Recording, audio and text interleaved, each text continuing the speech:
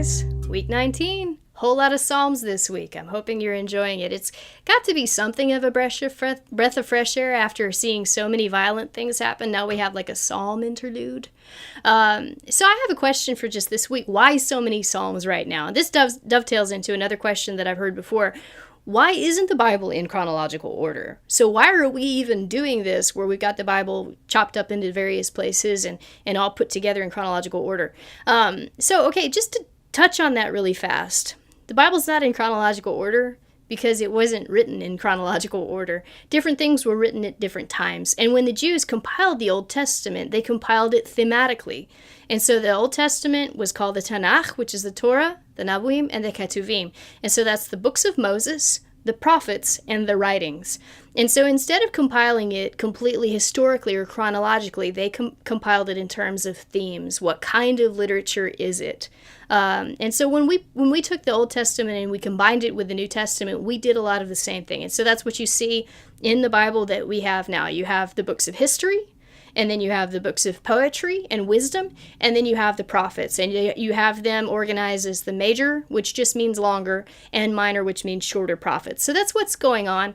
Why are there so many Psalms right here? Well, David wrote 75 of the Psalms. 73 are directly attributed to him, and then 2 are attributed to him by the New Testament.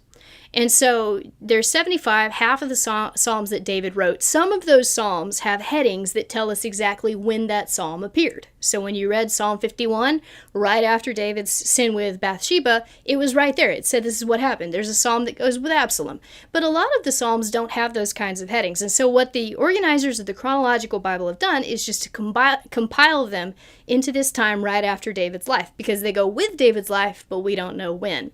We also have some Psalms of Asaph and some other guys who lived at the same time as David, and so their Psalms are included now as well. So I hope that helps.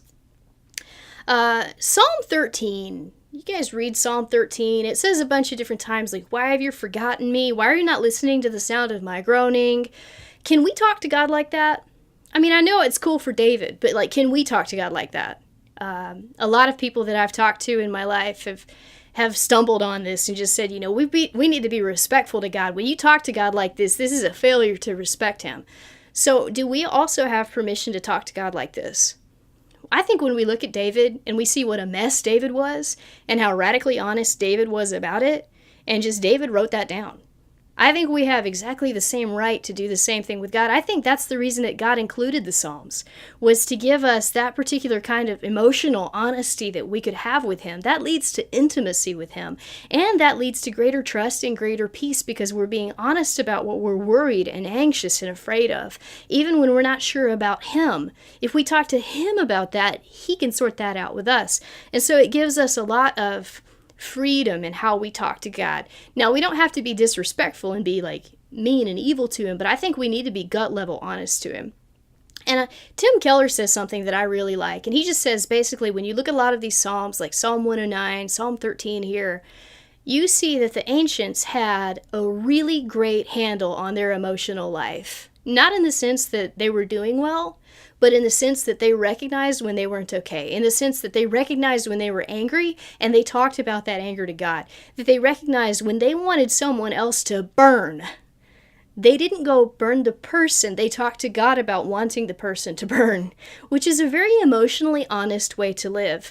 And we often think that we as people in this sort of modern era have a handle on our emotions and we're just emotionally transparent and other people weren't. But what we see more often is that we're extremely uncomfortable with talking about our anger, our doubt, our frustration, our fear, our uncertainty. We want to put a good face on that. But these guys almost treated God just like their therapist. They were that honest with him. And so I think it kind of checks us a little bit because it shows us areas where we're not comfortable with God. And so God is encouraging us to get more comfortable with him. And then another thing, as we're just looking at this is all these Psalms. So people who have trouble with evangelical Christians have often said, well, you guys just take everything literally, and you're not supposed to take everything literally. And it's kind of a shorthand for you're dumb and you don't understand about literature. So what do we say to that? The Bible has multiple genres. A genre is a specific kind of literature. And so you have things like poetry. That's a kind of a genre. You have specifically like imprecatory poetry, which would be Psalm 109, where David prays that, or the psalmist prays that somebody's going to die and his children will be left fatherless. That's an imprecatory psalm. It's a certain kind of poetry. You have prophecy. You have history, you have a little bit of allegory, you have irony, you have satire.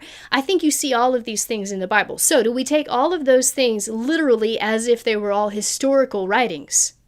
No. We deal with poetry as poetry. So what is this expressing to us about God?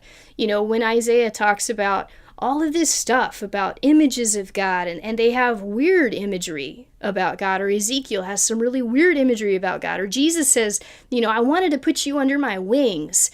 Is he saying that he's got some physical wings and he's like a big mother hen? And that he is a big mother hen?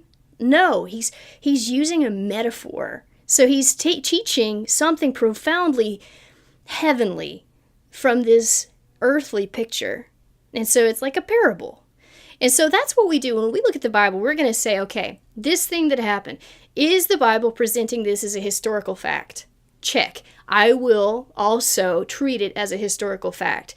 Is the Bible using this particular piece as poetry to express a feeling about God? I will read it as something that is expressing a feeling about God and not necessarily the truth about God, such as Psalm 13. Why have you forgotten me? Has God forgotten the psalmist? He has not. And the psalmist later comes to that conclusion. But we see that the psalmist is really genuinely dealing with the feeling of being forgotten by God. And so we see that and we say, God didn't forget that guy, he just feels that way. And so when we're, as Christians, are reading the Bible, we can read it with a certain amount of nuance or subtlety because we recognize that one part's history, one part's poetry, one part's prophecy, and they work in different ways as literature. So I hope that helps to just clarify a couple of things. And then also, as you're reading the Psalms this week, watch the Psalms for shadows of Christ.